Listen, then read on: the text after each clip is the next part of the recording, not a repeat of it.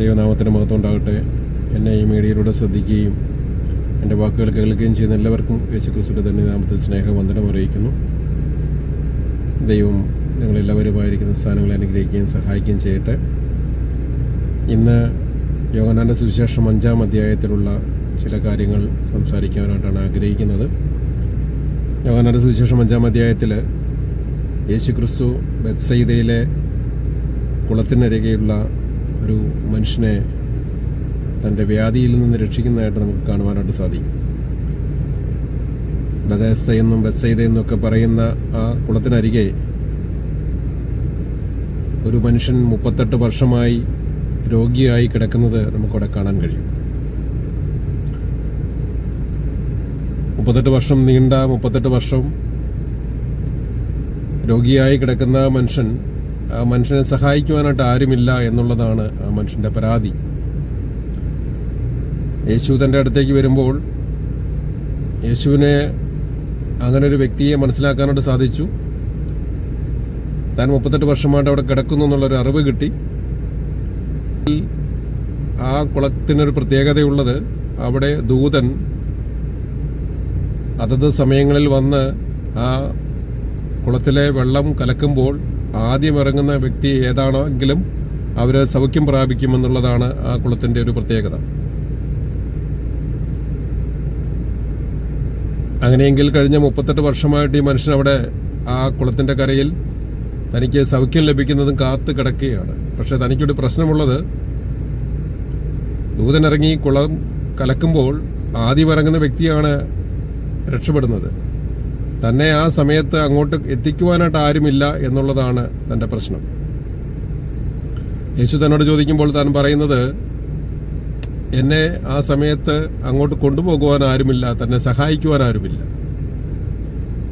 ഞാൻ ഈ വേദഭാഗത്ത് ചില കാര്യങ്ങൾ ചിന്തിക്കുവാൻ ആഗ്രഹിക്കുന്നത്, ഒന്നാമത് സഹായം ആഗ്രഹിക്കുന്ന ഒരു വ്യക്തിയാണ് ഈ കുളക്കരയിൽ കിടക്കുന്നത്. കഴിഞ്ഞ 38 വർഷമായിട്ടും താൻ അവിടെ കിടക്കുകയാണ്. നമ്മൾ ഏതെങ്കിലും ഒരു ഹോസ്പിറ്റലിൽ രോഗിയായി കിടക്കുകയാണെങ്കിൽ ചില വർഷങ്ങൾ കിടക്കുമ്പോൾ താൻ ആ ഹോസ്പിറ്റലുമായിട്ടൊക്കെ നല്ല പരിചിതനാവും. അപ്പോൾ പുതിയതായിട്ട് വരുന്ന വ്യക്തി എന്തെങ്കിലുമൊക്കെ കാര്യങ്ങളുണ്ടെങ്കിൽ ചോദിക്കുന്നത് ചില വർഷങ്ങളായിട്ട് അവിടെ കിടക്കുന്ന വ്യക്തിയോടായിരിക്കും. ഇവിടുത്തെ റൂള് കാര്യങ്ങളൊക്കെ ചോദിക്കുന്നത് ആ വ്യക്തിയോടായിരിക്കും.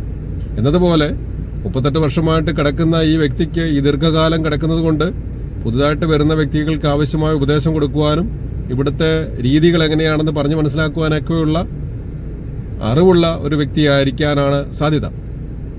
അപ്പോൾ ആരെങ്കിലൊക്കെ പുതിയത് വരുന്നത് ഈ വ്യക്തിയോടായിരിക്കും ചോദിച്ചിട്ടുണ്ടാവുക, എങ്ങനെയാണ് ഇവിടെ സൗഖ്യം പ്രാപിക്കുന്നതെന്നൊക്കെ. അപ്പോൾ അങ്ങനെയുള്ള കാര്യങ്ങളൊക്കെ തനിക്ക് അറിയുവാൻ ഈ ദീർഘകാലത്തെ പരിചയം കൊണ്ട് സാധ്യതകളുണ്ട്. പക്ഷേ അങ്ങനെ പുതിയതായിട്ട് വന്ന വ്യക്തികൾ പോലും രക്ഷപ്പെട്ടു പോകുമ്പോൾ തനിക്ക് രക്ഷപ്പെടാനായിട്ട് കഴിഞ്ഞില്ല.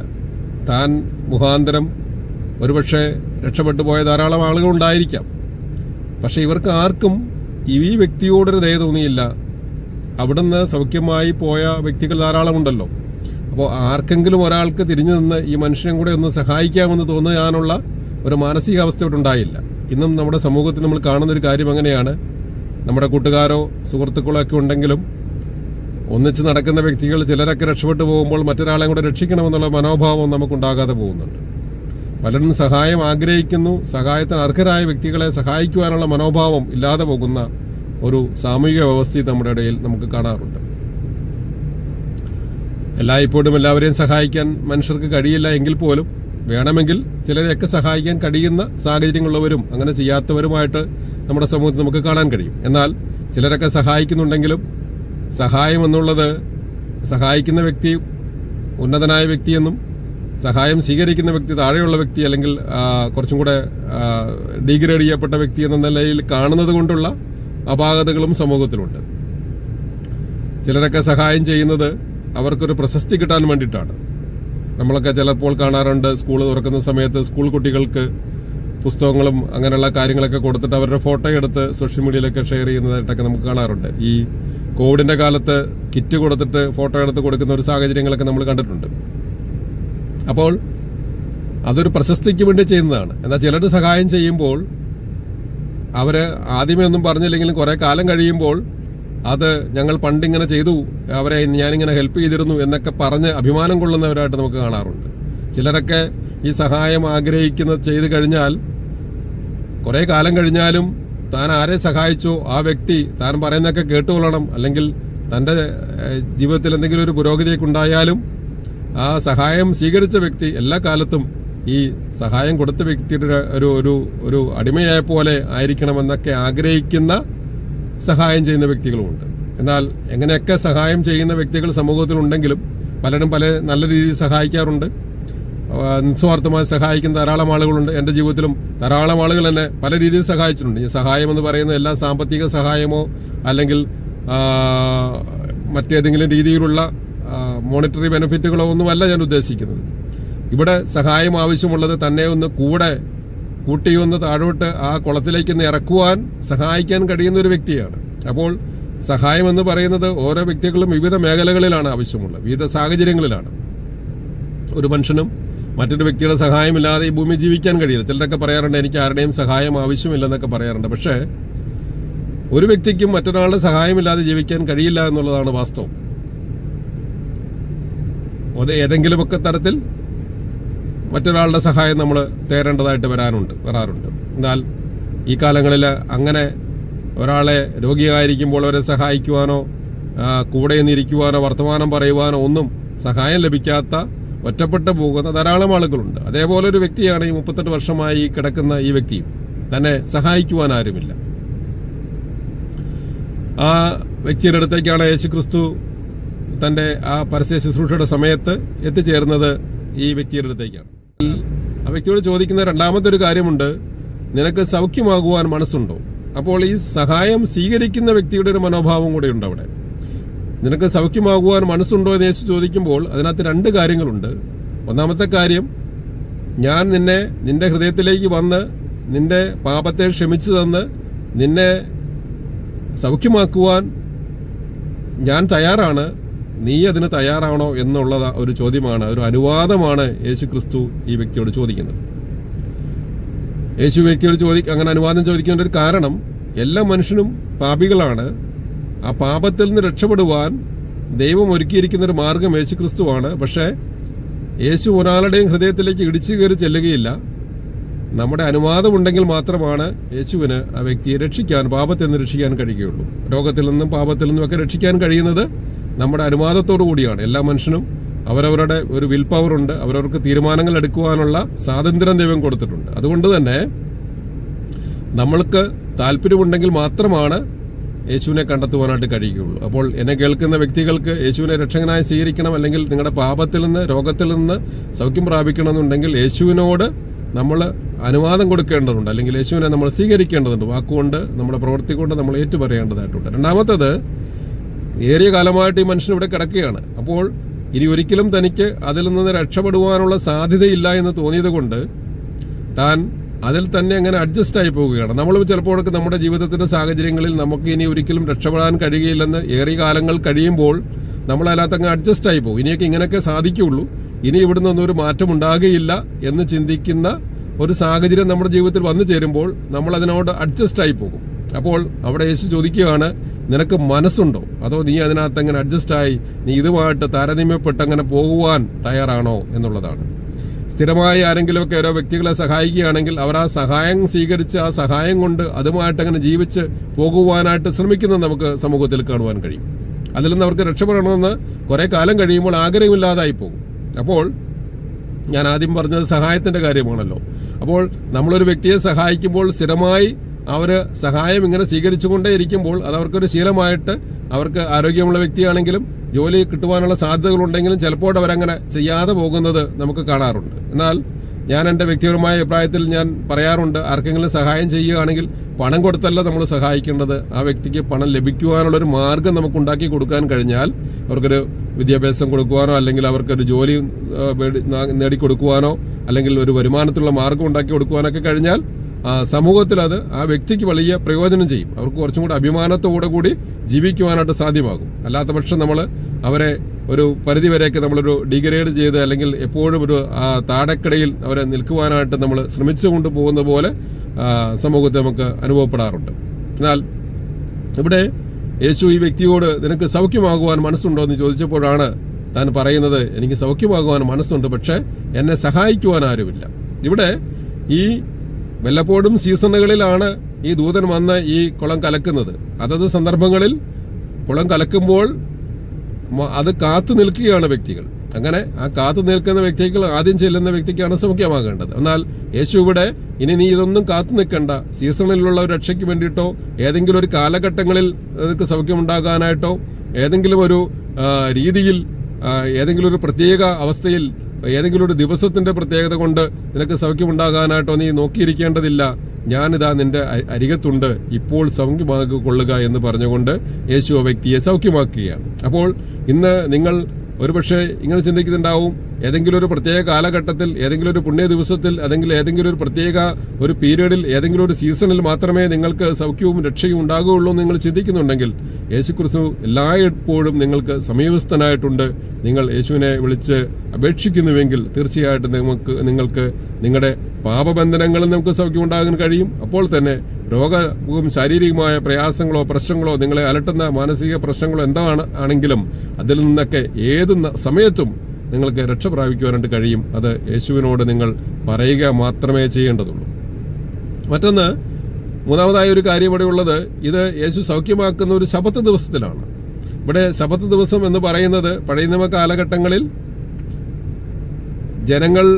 ഇസ്രയേൽ ജനങ്ങൾ മറ്റ് സാമാന്യ ജോലിയൊന്നും ചെയ്യാതെ സ്വസ്ഥമായിരിക്കുവാൻ, സ്വാതന്ത്ര്യത്തോടെ ഇരിക്കുവാൻ, ദൈവത്തെ മഹത്വപ്പെടുത്തുവാനായിട്ടൊക്കെ വേർതിരിക്കപ്പെട്ട ദിവസമാണ് ശബത്ത് ദിവസം. അന്ന് സാധാരണ ജോലികളൊന്നും ചെയ്യരുത് എന്നുള്ളതാണ് ദൈവിക വ്യവസ്ഥ. എന്നാൽ ഈ സാധാരണ ജോലികളൊന്നും ചെയ്യരുതെന്ന് പറയുമ്പോൾ അവർ സ്വസ്ഥമായിരിക്കുക എന്നുള്ള ലക്ഷ്യത്തോടു കൂടിയാണ് ശബത്തിനുണ്ടാക്കിയിരിക്കുന്നത്. എന്നാൽ വാസ്തവത്തിൽ ഇന്നത്തെ ആരാധനാലയങ്ങൾ, ഇന്നത്തെ ഈ കാര്യങ്ങളിലൊക്കെ നമുക്ക് സ്വസ്ഥമായിരിക്കുവാൻ, സ്വസ്ഥത നൽകുവാൻ, ജനത്തിന് സ്വസ്ഥത കൊടുക്കുവാനായിട്ട് കഴിയുന്നുണ്ടോ? അപ്പോൾ നമ്മൾക്ക് എപ്പോഴാണ് സ്വസ്ഥത ഉണ്ടാകുന്നത്? രോഗിയായിരിക്കുന്ന ഒരു വ്യക്തിക്ക് സ്വസ്ഥത ഉണ്ടാവില്ല. അപ്പോൾ യേശു ആ ശബത്ത് ദിവസത്തിന് ചെയ്തതിന്റെ കാരണം, ശബത്ത് എന്ന് പറയുന്നത് സ്വസ്ഥതയുടേതാണ്. ആ വ്യക്തിക്ക് സ്വസ്ഥത കൊടുക്കുക, അല്ലെങ്കിൽ ആ വ്യക്തിക്ക് ആശ്വാസം കൊടുക്കുക എന്നുള്ളതാണ് വാസ്തവത്തിൽ ശബത്തിന്റെ ലക്ഷ്യം എന്ന് പറയുന്നത്. അപ്പോൾ ആ വ്യക്തിക്ക് അന്ന് തന്നെയാണ് വാസ്തവത്തിൽ സൗഖ്യം കൊടുക്കേണ്ടത്. അപ്പോഴാണ് തനിക്ക് സ്വതന്ത്രമായി ദൈവത്തെ മഹത്വപ്പെടുത്തുവാനായിട്ട് കഴിയുകയുള്ളൂ. ഇന്നത്തെ ആരാധനാലയങ്ങൾ, അല്ലെങ്കിൽ ഇന്നത്തെ ദൈവിക സാന്നിധ്യം അനുഭവിക്കുന്ന സ്ഥലങ്ങളിലൊക്കെ, എന്ന് നമ്മൾ വിശ്വസിക്കുന്ന സ്ഥലങ്ങളിലൊക്കെ വാസ്തവമായും ജനത്തിന് ആ സ്വാതന്ത്ര്യം ഉണ്ടാകുവാനോ ആശ്വാസം ഉണ്ടാകാനായിട്ട് കഴിയുന്നുണ്ടോ എന്ന് നമ്മൾ ചിന്തിക്കേണ്ടതുണ്ട്.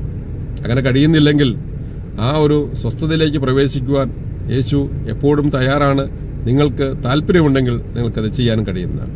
മൂന്നാമതായിട്ട്, ഈ യേശു ആ വ്യക്തികളെ സൗഖ്യമാക്കി എന്ന് നമ്മൾ കാണുന്നുണ്ട്. എന്നാൽ യേശു ശബത്ത് ദിവസത്തിൽ സൗഖ്യമാക്കിയപ്പോൾ ഈ കാണുന്ന ജനത്തിന്, ഈ കഴിഞ്ഞ ദീർഘകാലമായിട്ട് ഈ മനുഷ്യനിവിടെ കിടക്കുകയാണെങ്കിലും കാണുന്ന ജനത്തിന്റെ പ്രശ്നം അയാൾ സൗഖ്യമാക്കിയതിന്റെ സന്തോഷമല്ല, ഇത് നിയമവ്യവസ്ഥകൾക്ക് തെറ്റായിട്ടാണ് യേശു ആ കാര്യം ചെയ്തത് എന്നുള്ളത് കൊണ്ട് സമൂഹം അതിനെ എതിർക്കുകയാണ് ചെയ്യുന്നത്. ഈ ദീർഘകാലം കിടക്കുന്ന ഒരു വ്യക്തി സൗഖ്യമായി രക്ഷപ്പെട്ടുവല്ലോ എന്നുള്ളൊരു ആശ്വാസമല്ല സമൂഹത്തിലുണ്ടാകുന്നത്. പൊതുവെ നമ്മൾ കാണാറുണ്ട്, ഏതെങ്കിലുമൊക്കെ വ്യക്തി ഏതെങ്കിലും രോഗത്തിന്റെ അവസ്ഥകളിലോ, അല്ലെങ്കിൽ സമൂഹത്തിന് ദോഷകരമായി ജീവിക്കുന്ന വ്യക്തിയോ, ഒരുപക്ഷെ മദ്യപാനിയായിട്ട് സമൂഹത്തിന് ദോഷം ചെയ്യുന്ന വ്യക്തികളൊക്കെ ഒരു സുപ്രഭാതത്തിൽ മാനസാന്തരപ്പെട്ട് നല്ല ജീവിതം നയിക്കുമ്പോൾ ആ വ്യക്തി നല്ലവനായല്ലോ എന്ന് ചിന്തിക്കുകയല്ല, ആ വ്യക്തി എങ്ങനെയാണ് ആ സ്ഥാനത്തേക്ക് വന്നത്, അല്ലെങ്കിൽ ഏതെങ്കിലും ആരുടെയെങ്കിലുമൊക്കെ കൂടെ പോയിട്ടാണോ, ഏതെങ്കിലുമൊക്കെ മാർഗത്തിലൂടെയാണോ അങ്ങനെ വന്നതെന്ന് ഓർത്ത് സമൂഹം വിമർശിക്കുന്നതായിട്ട് സാധാരണ കാണാറുണ്ട്. അപ്പോൾ ആളുകൾ രക്ഷപ്പെടുന്നതിൽ ജനങ്ങൾ സന്തോഷിക്കുകയല്ല, പൊതുസമൂഹം സന്തോഷിക്കുകയല്ല ചെയ്യുന്നത്, അതിനെ കുറ്റം പറയുന്ന ഒരു സമൂഹത്തെ നമുക്ക് കാണാൻ കഴിയും. ഇന്നും നമ്മുടെ സമൂഹങ്ങളിൽ അത് നമുക്ക് കാണാനായിട്ട് കഴിയും. ആരെങ്കിലുമൊക്കെ നല്ല നിലയിൽ രക്ഷപ്പെട്ടാൽ അത് രക്ഷപ്പെട്ടല്ലോ എന്ന് ആശ്വസിക്കുകയല്ല ചെയ്യുന്നത്, അതിനെ കുറ്റം പറയുന്ന ഒരു സമൂഹത്തെ നമുക്ക് കാണുവാനായിട്ട് കഴിയും. മറ്റൊന്ന്, ഇവിടെ ഈ സൗഖ്യമായ വ്യക്തി, ആ വ്യക്തിക്ക് അറിയില്ലായിരുന്നു ഇത് യേശുവാണെന്നുള്ളത്. തന്നോട് ആളുകൾ ചോദിച്ചു, നിങ്ങൾ എങ്ങനെയാണ് സൗഖ്യമായത്, അല്ലെങ്കിൽ നീ എന്തുകൊണ്ടാണ് ഈ ശബത്ത് ദിവസത്തിൽ തന്നോട് യേശു പറഞ്ഞത് കിടക്കെടുത്ത് നടക്കുക എന്നുള്ളതാണ്. കിടക്കെടുത്ത് നടക്കുക എന്ന് പറയുന്നൊരു കാരണമുണ്ട്. ദീർഘനാളുകളായിട്ട് ആ മനുഷ്യൻ ഈ കിടക്കയിൽ ആശ്രയം പ്രാപിച്ച് കിടക്കുകയാണ്. അപ്പോൾ വീണ്ടും ആ കിടക്കയിൽ കിടന്ന് രോഗത്തിന്റെ ആ ദീർഘകാലം കടന്നതിന്റെ പരിചയം കൊണ്ട്, അതിൽ ഞാൻ നേരത്തെ പറഞ്ഞ പോലെ അതിങ്ങനെ അഡ്ജസ്റ്റ് ആയി പോകുന്ന ആ സാഹചര്യത്തിൽ നിന്നാണ് യേശു പറയുന്നത്, നീ ഇവിടുന്ന് കിടക്കയെടുത്ത് നടക്കുക എന്ന് പറയുന്നത്. അപ്പോൾ സമൂഹം ചോദിക്കുന്ന ഒരു ചോദ്യം ഇതാണ്, ഈ ശബത്ത് ദിവസത്തിൽ നീ എന്തുകൊണ്ടാണ് ഇത് ചെയ്യുന്നത്? അന്നത്തെ സാമൂഹിക വ്യവസ്ഥിതിയിൽ ശബത്ത് ദിവസങ്ങൾ അത് ചെയ്യാൻ പാടില്ല. അപ്പോൾ ആ വ്യക്തി പറയുന്നു, എന്നോട് എന്നെ സൗഖ്യമാക്കിയ വ്യക്തി പറഞ്ഞു നടക്കാൻ പറഞ്ഞു. അപ്പോൾ ഇത്രയും കാലമായി താൻ അനുഭവിച്ച ആ വ്യതകളിൽ നിന്ന് തന്നെ സൗഖ്യമാക്കിയ വ്യക്തി പറഞ്ഞത് അനുസരിക്കുവാൻ താൻ തയ്യാറായി. ആ സമയത്ത് ആ വ്യക്തിക്ക് അറിയില്ലായിരുന്നു ഇതാരാണ് തന്നെ സൗഖ്യമാക്കിയതെന്ന്. എന്നാൽ അവരോട് അന്നത്തെ ജനം അവരോട് ചോദിച്ചു, ആരാണ് സൗഖ്യമാക്കിയെന്ന് ചോദിച്ചപ്പോൾ അറിയില്ലെങ്കിലും പിന്നീട് അത് യേശുവാണെന്ന് മനസ്സിലാക്കിയപ്പോൾ ആ വ്യക്തി പോയിട്ട് ആ യഹൂദ ജനത്തോട് പറഞ്ഞു, യേശുവാണ് എന്നെ സൗഖ്യമാക്കിയതെന്ന്. ഇന്നും നമ്മുടെ സമൂഹത്തിൽ അനേക വ്യക്തികൾ യേശുവിനാൽ സൗഖ്യമാക്കുകയും അവരുടെ പാപ സാഹചര്യങ്ങളിൽ നിന്ന് അവർ രക്ഷപ്പെടുകയൊക്കെ ചെയ്യുമ്പോഴും അവർക്ക് തിരിച്ചു പോയിട്ട് യേശുവാണ് എന്നെ സൗഖ്യമാക്കിയത്, യേശുവാണ് എന്നെ പാപത്തിൽ നിന്ന് രക്ഷിച്ചെന്ന് പറയുവാൻ ഒരു അപകർഷത ബോധം ചില വ്യക്തികളൊക്കെ കാണാറുണ്ട്. ചിലർ അത് തയ്യാറാകാതെ പോകുന്നുണ്ട്. എന്നാൽ അഭിമാനപൂർവ്വം യേശുവാണ് എന്നെ രക്ഷിച്ചത്, യേശുവാണ് എന്നെ സൗഖ്യമാക്കുന്നതെന്ന് പറയുവാനുള്ളൊരു മനോഭാവം നമുക്കുണ്ടാകേണ്ടതാണ്. ഈ വ്യക്തി അത് ചെയ്യുവാനിടയായി തീർന്നു. അതുകൊണ്ട് അവിടെ ഉപദ്രവങ്ങളും പ്രശ്നങ്ങളും ഒക്കെ ഉണ്ടായി എന്നുള്ളത് വാസ്തവമാണ്. യേശുവിനാണ് ഉപദ്രവം ഉണ്ടായത്. അങ്ങനെയൊക്കെ വാസ്തവമാണെങ്കിൽ പോലും ഒരുപക്ഷെ സത്യമായ കാര്യം യേശുവിലൂടെയാണ് എനിക്ക് സൗഖ്യമുണ്ടായത്, യേശുവിലൂടെയാണ് എനിക്ക് രക്ഷയുണ്ടായതെന്നൊക്കെ പറയുമ്പോൾ പൊതുസമൂഹത്തിന് അത് ഇഷ്ടപ്പെടുവാനുള്ള സാധ്യത വളരെ കുറവാണ്. ഉപദ്രവങ്ങളും പ്രശ്നങ്ങളൊക്കെ ഉണ്ടാകാം. എങ്കിൽ പോലും വാസ്തവമായും ധൈര്യപൂർവ്വം നിന്നുകൊണ്ട് യേശുവാണ് എന്നെ സൗഖ്യമാക്കിയതെന്ന് പറയുവാനുള്ള മനോഭാവമാണ് യേശുവിന്റെ ശിഷ്യന്മാർക്ക് ആവശ്യമുള്ളത്. അപ്പോൾ 5 കാര്യങ്ങളാണ് നമുക്കിവിടെ കാണുവാനായിട്ട് കഴിഞ്ഞത്. യേശു ജനിക്കുന്നതിനേക്കാൾ എത്രയോ വർഷങ്ങൾക്ക് മുമ്പ് ഈ വ്യക്തി രോഗിയായിട്ടുള്ളതാണ്. എന്നാൽ ആ വ്യക്തിക്കും കൂടെ വേണ്ടിയാണ് യേശു ഈ ഭൂമിയിലേക്ക് അവതരിച്ചത്. ഒരുപക്ഷെ നിങ്ങളുടെ രോഗങ്ങൾ അല്ലെങ്കിൽ നിങ്ങളുടെ പ്രശ്നങ്ങൾ അനേക വർഷങ്ങൾ പഴക്കമുള്ളതായിരിക്കാം. പക്ഷേ എത്ര വർഷം പഴക്കമുള്ളതാണെങ്കിലും 38, 40, 50 വർഷങ്ങൾ പഴക്കമുള്ളതാണെങ്കിലും ഏത് കാലഘട്ടങ്ങളിലെ പ്രശ്നമാണെങ്കിലും നിങ്ങളുടെ ആ പ്രശ്നങ്ങൾ പരിഹരിക്കുവാൻ യേശുക്രിസ്തുവിനാൽ നിങ്ങൾക്ക് വാസ്തവമായും യേശുവിൽ വിശ്വസിക്കുന്നുണ്ടെങ്കിൽ യേശുക്രിസ്തുവിൽ നിങ്ങൾക്ക് ആ പ്രശ്നങ്ങൾക്ക് പരിഹാരമുണ്ടാകുവാനായിട്ട് സാധ്യമായിത്തീരും. ദീർഘകാലമായി ശാരീരികമായ പ്രയാസങ്ങൾ അനുഭവിച്ച് രോഗകിടക്കയിലായിരുന്ന വ്യക്തിയെ യേശു ഭൂമിയിലേക്ക് ഭുജാതാവനാകുന്നതിനൊക്കെ വർഷങ്ങൾക്ക് മുമ്പ് ഈ വ്യക്തി രോഗകിടക്കയിലാണ്. ആ വ്യക്തിയെയും കൂടെ രക്ഷിക്കുവാനാണ് യേശു ഭൂമിയിലേക്ക് വന്നത്. അതുകൊണ്ട് എന്നെ കേൾക്കുന്ന പ്രിയ സുഹൃത്തുക്കളെ, നിങ്ങളുടെ പ്രശ്നങ്ങൾ എന്തു തന്നെയായിരുന്നാലും, രോഗമാണെങ്കിലും ശാരീരിക പ്രയാസങ്ങളാണെങ്കിലും അല്ലെങ്കിൽ മറ്റേതെങ്കിലുമൊക്കെ സാമ്പത്തിക പ്രശ്നങ്ങളോ അല്ലെങ്കിൽ സഹായിക്കുവാൻ ആരുമില്ല എന്ന് തോന്നുന്ന സാഹചര്യങ്ങളൊക്കെ ആണെങ്കിലും, ഏത് സാഹചര്യത്തിലാണെങ്കിലും അതിന് പ്രത്യേക സീസണോ ഏതെങ്കിലും ഒരു കാലഘട്ടങ്ങളിൽ ഏതെങ്കിലും ഒരു പ്രത്യേക സമയമോ നോക്കിയിരിക്കേണ്ട ആവശ്യമില്ല. നിങ്ങളായിരിക്കുന്ന സ്ഥാനത്ത് നിങ്ങൾ എവിടെയായിരിക്കുന്നോ ആ സ്ഥാനത്തിരുന്നു കൊണ്ട് യേശുവിനെ സ്വീകരിക്കുവാനും യേശുവിലുള്ള സമാധാനവും സന്തോഷവും കണ്ടെത്തുവാനായിട്ട് സാധ്യമാകും. അത് വലിയ അനുഗ്രഹത്തിലേക്ക് നിങ്ങളെ നയിക്കുന്നതാണ്. അതുകൊണ്ട് എന്നെ കേൾക്കുന്ന എല്ലാ സുഹൃത്തുക്കളോടും എനിക്ക് പറയുവാനുള്ളത്, ഈ സമാധാനവും സന്തോഷവും നിങ്ങളുടെ ജീവിതത്തിൽ ലഭിപ്പാൻ ദൈവം നിങ്ങളെല്ലാവരെയും അനുഗ്രഹിക്കുകയും സഹായിക്കുകയും ചെയ്യുമാറാകട്ടെ എന്ന് ഓർപ്പിച്ചുകൊണ്ട് എൻ്റെ വാക്കുകൾ വിരമിക്കുന്നു. ദൈവം എല്ലാവരെയും അനുഗ്രഹിക്കുകയും സഹായിക്കുകയും ചെയ്യുമാറാകട്ടെ.